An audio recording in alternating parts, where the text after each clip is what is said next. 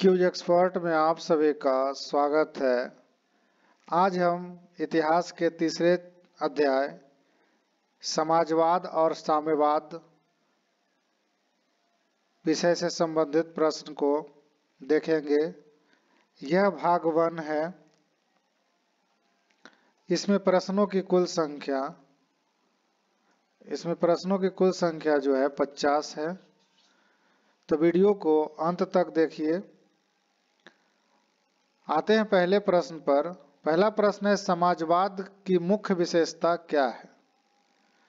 तो समाजवाद का जो मुख्य विशेषता होता है, मुख्य विशेषता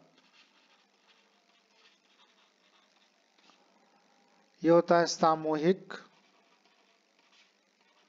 स्वामित्व, यानी ऑप्शन नंबर 20 का सही जवाब है। अगला प्रश्न है, निम्नलिखित में से कौन सा समाजवाद का सार्थक विचारक है? तो समाजवाद का समर्थक का विचारक जो है यह है कार्ल मार्क्स, यानी ऑप्शन नंबर 20 का सही जवाब है। अगला प्रश्न है, द कम्युनिस्ट मैनिफेस्टो पुस्तक किसने लिखी है?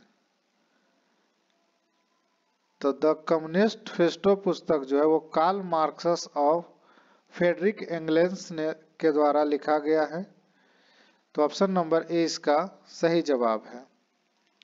अगला प्रश्न है, भारत में समाजवाद का सिद्धांत किसके नेतृत्व में विकसित हुआ? तो भारत में समाजवाद का सिद्धांत जो है वो पंडित जवाहरलाल नेहरू के नेतृत्व में विकसित हुआ, इसलिए ऑप्शन नंबर सी इसका सही जवाब है। अगला प्रश्न है, साम्यवाद का उद्देश्य क्या है?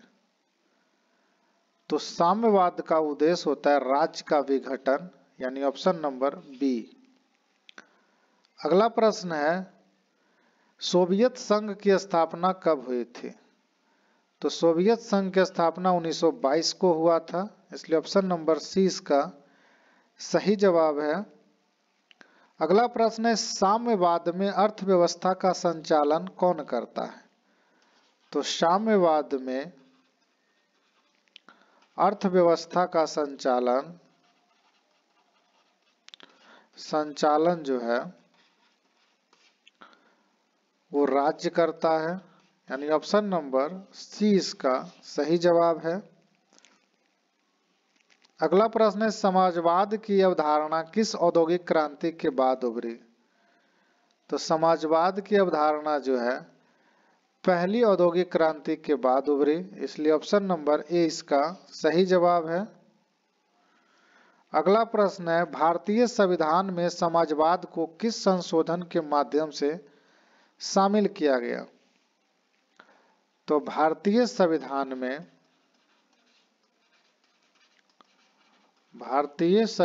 में समाजवाद जो है 42वें संशोधन के तहत जोड़ा गया, इसलिए ऑप्शन नंबर ए इसका सही जवाब है।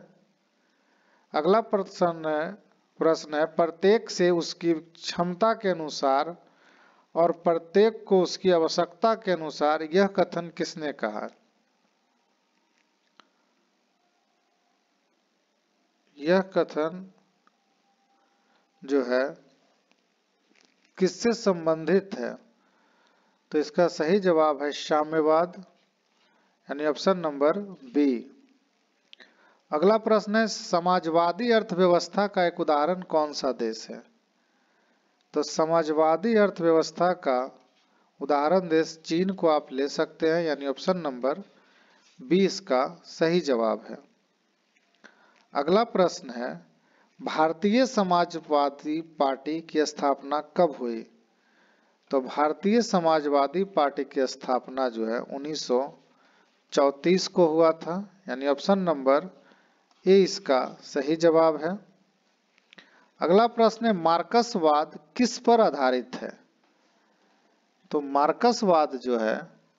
वो वर्ग और वर्ग संघर्ष पर आधारित है, यानी ऑप्शन नंबर ए इसका सही जवाब है। अगला प्रश्न है, निम्नलिखित में से कौन समाजवाद के मूल सिद्धांतों में नहीं आता है? तो इसका सही जवाब है आर्थिक उदारीकरण, यानी ऑप्शन नंबर डी। अगला प्रश्न है, साम्यवाद के अनुसार राज्य का अंतिम लक्ष्य क्या है?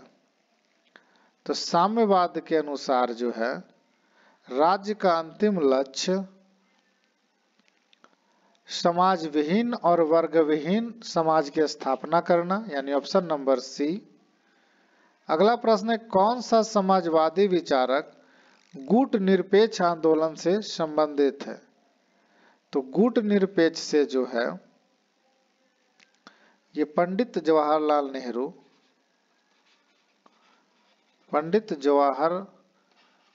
नेहरू संबंधित है, यानी ऑप्शन नंबर 20 का सही जवाब है।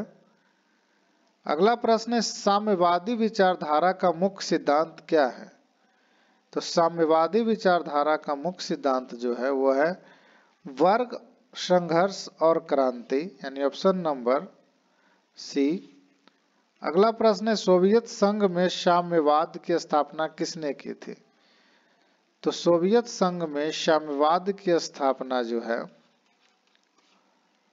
लेनिन ने किया था, यानी ऑप्शन नंबर 20 का सही जवाब है। अगला प्रश्न है, समाजवाद के अंतर्गत उद्योगों का स्वामित्व किसके पास होता है? तो समाजवाद के अंतर्गत जो है उद्योगों का स्वामित्व जो होता है वो सार्वजनिक होता है, यानी ऑप्शन नंबर 20 का सही जवाब है। अगला प्रश्न है, किस देश में समाजवादी आर्थिक सुधारों के लिए ग्लासनोस्त और पेरोस्ट्रोइका नीतियां लागू की गई है? तो ये जो है नीति ग्लासनोस्त और पेरोस्ट्रोइका नीतियां जो है सोवियत संघ में लागू किया गया है, यानी ऑप्शन नंबर 20 का सही जवाब है। अगला प्रश्न है, साम्यवाद का प्रतीक क्या है? तो साम्यवाद का प्रतीक है दराती और हथौड़ा। अगला प्रश्न है, समाजवाद और साम्यवाद के बीच मुख्य अंतर क्या है? तो इसका सही जवाब है राजनीतिक प्रणाली, यानी ऑप्शन नंबर 20 का सही जवाब है। अगला प्रश्न है, भारत में समाजवादी विचारधारा का प्रभाव किसने डाला? तो भारत में समाजवादी विचार का धारा जो है वो रूसी क्रांति ने डाला, यानी ऑप्शन नंबर 20 का सही जवाब है। अगला प्रश्न है, साम्यवाद को व्यवहारिक रूप से सबसे पहले कहां लागू किया गया था? तो साम्यवाद को व्यवहारिक रूप से सबसे पहले जो है वो सोवियत संघ में लागू किया गया था, यानी ऑप्शन नंबर 20 का सही जवाब है। अगला प्रश्न है, कौन सा सिद्धांत समाजवाद के खिलाफ है? तो पूंजीवाद जो है वो समाजवाद के खिलाफ है,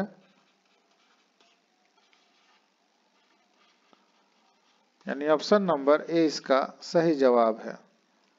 अगला प्रश्न है, समाजवादी अर्थव्यवस्था में उत्पादन के साधनों का स्वामित्व किसके पास होता है? तो इसका जो है समाजवादी अर्थव्यवस्था का उत्पादन का जो स्वामित्व होता है वो सरकार के पास होता है, यानी ऑप्शन नंबर 20 का सही जवाब है। अगला प्रश्न है, साम्यवादी सरकार में प्रमुख नीति निर्माण का आधार क्या है? तो साम्यवादी सरकार में प्रमुख नीति का जो आधार है वो है वर्ग संघर्ष, यानी ऑप्शन नंबर सी इसका सही जवाब है। अगला प्रश्न है, सोवियत संघ का विघटन कब हुआ? तो सोवियत संघ का जो विघटन है वो 1991 में हुआ था, तो ऑप्शन नंबर 20 का सही जवाब है। अगला प्रश्न है, समाजवादी विचारधारा का सबसे बड़ा विरोधी सिद्धांत कौन सा है? तो समाजवादी धारा का सबसे बड़ा विरोधी जो है यह है पूंजीवाद, यानी ऑप्शन नंबर ए इसका सही जवाब है। अगला प्रश्न है साम्यवाद के अंतर्गत सामूहिक कृषि की अवधारणा किसने लागू की? तो साम्यवाद के अंतर्गत सामूहिक कृषि की अवधारणा जो है वो स्टालिन ने लागू किया था, यानी ऑप्शन नंबर 20 का सही जवाब है। अगला प्रश्न है किस विचारधारा के अंतर्गत सरकार उत्पाद और वितरण को नियंत्रित करती है? तो सरकार उत्पाद और वितरण को नियंत्रण समाजवाद के द्वारा करता है, यानी ऑप्शन नंबर 20 का सही जवाब है। अगला प्रश्न है कौन सा आंदोलन भारत में समाजवादी विचारधारा को बढ़ावा देने से संबंधित है? तो इसका सही जवाब है किसान आंदोलन, यानी ऑप्शन नंबर बी। अगला प्रश्न है किस समाजवादी नेता ने संपूर्ण क्रांति का नारा दिया था? तो संपूर्ण क्रांति का नारा जो है वो जयप्रकाश नारायण द्वारा, जयप्रकाश नारायण द्वारा दिया गया था, यानी ऑप्शन नंबर ए इसका सही जवाब है। अगला प्रश्न है मार्क्सवादी सिद्धांत में धन का संकेंद्रण किसके कारण होता है? तो मार्क्सवादी में धन का संकेंद्रण जो है वो पूंजीवाद उत्पादन से होता है, यानी ऑप्शन नंबर सी इसका सही जवाब है। अगला प्रश्न है चीन में साम्यवाद की स्थापना कब हुई? तो चीन में साम्यवाद की स्थापना जो है 1949 में हुआ था, इसलिए ऑप्शन नंबर 20 का सही जवाब है। अगला प्रश्न है समाजवादी देशों में शिक्षा और स्वास्थ्य किसके द्वारा प्रदान किए जाते हैं? तो समाजवादी देशों में शिक्षा और स्वास्थ्य का जो है, शिक्षा और स्वास्थ्य जो है ये राज्य द्वारा प्रदान किए जाते हैं, इसलिए ऑप्शन नंबर सी इसका सही जवाब है। अगला प्रश्न है भारतीय संविधान के किस भाषा में समाजवाद का उल्लेख है? तो समाजवाद का उल्लेख जो है संविधान के नीति निर्देशक सिद्धांत में उल्लेख है, यानी ऑप्शन नंबर 20 का सही जवाब है। अगला प्रश्न है समाजवाद के आर्थिक व्यवस्था में सबसे अधिक जोर किस पर होता है? तो समाजवाद की आर्थिक व्यवस्था में जो है सामाजिक कल्याण पर अधिक जोर रहता है, यानी ऑप्शन नंबर 20 का सही जवाब है। अगला प्रश्न है दास कैपिटल की रचना किसने किया था? तो दास कैपिटल की रचना जो है कार्ल मार्क्स ने किया था, इसलिए ऑप्शन नंबर 20 का सही जवाब है। अगला प्रश्न है साम्यवाद में वर्ग संघर्ष किसका परिणाम है? तो साम्यवाद में जो है आर्थिक असमानता साम्यवाद में संघर्ष का परिणाम है, यानी ऑप्शन नंबर बी। अगला प्रश्न है लेबर थ्योरी ऑफ वैल्यू किससे संबंधित है? तो लेबर थ्योरी ऑफ वैल्यू जो है मार्क्सवाद से संबंधित है, यानी ऑप्शन नंबर ए इसका सही जवाब है। अगला प्रश्न है भारत में समाजवादी विचारधारा किस राजनीतिक दल के कार्यक्रम में प्रमुख है? तो भारतीय कम्युनिस्ट पार्टी में यह कार्यक्रम प्रमुख है, इसलिए ऑप्शन नंबर सी इसका सही जवाब है। अगला प्रश्न है किस आंदोलन ने भारत में साम्यवादी विचारधारा को प्रेरित किया है? तो इसका सही जवाब है रूसी क्रांति, यानी ऑप्शन नंबर ए। अगला प्रश्न है एक पार्टी प्रणाली किस विचारधारा से जुड़ी होती है? तो एक पार्टी प्रणाली जो है साम्यवाद विचारधारा से जुड़ी होती है, यानी ऑप्शन नंबर 20 का सही जवाब है। अगला प्रश्न है समाजवाद में कराधान का मुख्य उद्देश्य क्या है? तो समाजवाद में कराधान का मुख्य उद्देश्य जो है वो सामाजिक समानता लाना है, यानी ऑप्शन नंबर 20 का सही जवाब है। अगला प्रश्न है किस देश ने एक देश दो प्रणाली का मॉडल बनाया? तो एक देश दो प्रणाली का मॉडल जो है वो चीन ने बनाया है, यानी ऑप्शन नंबर 20 का सही जवाब है। अगला प्रश्न है साम्यवाद में अधिशेष मूल्य का लाभ किससे मिलता है? तो साम्यवाद में अधिशेष मूल्य का लाभ जो है वो राज्य से मिलता है, यानी ऑप्शन नंबर सी इसका सही जवाब है। अगला प्रश्न है कौन सा समाजवादी सिद्धांत श्रमिकों के अधिकारों पर आधारित है? तो श्रमिकों के अधिकारों पर आधारित समाजवाद जो है वो है साम्यवाद, यानी ऑप्शन नंबर ए इसका सही जवाब है। अगला प्रश्न है किस विचारधारा के तहत निजी संपत्ति का उन्मूलन किया जाता है? तो निजी संपत्ति का उन्मूलन जो है वो साम्यवाद के लिए किया जाता है, यानी ऑप्शन नंबर ए इसका सही जवाब है। अगला प्रश्न है चीन में सांस्कृतिक क्रांति का नेतृत्व किसने किया था? तो चीन में सांस्कृतिक क्रांति का नेतृत्व जो है वो माओ त्से तुंग द्वारा किया गया था, इसलिए ऑप्शन नंबर ए इसका सही जवाब है। यह था समाजवाद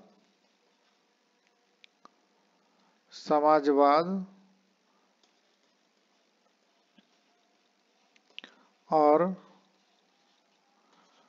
साम्यवाद भाग 2 का भाग 1 का कुल 50 प्रश्न, भाग 2 जल्द अपलोड किया जाएगा ताकि आप लोग के आगामी एग्जाम में ज़्यादा परेशानी ना हो। उसमें कुल प्रश्नों की संख्या जो है 25 है, यानी कुल मिलाकर हो जाएंगे 75। तो वीडियो को जितना ज़्यादा हो लाइक करिए, शेयर करिए, चैनल को सब्सक्राइब करिए। वीडियो देखने के लिए धन्यवाद।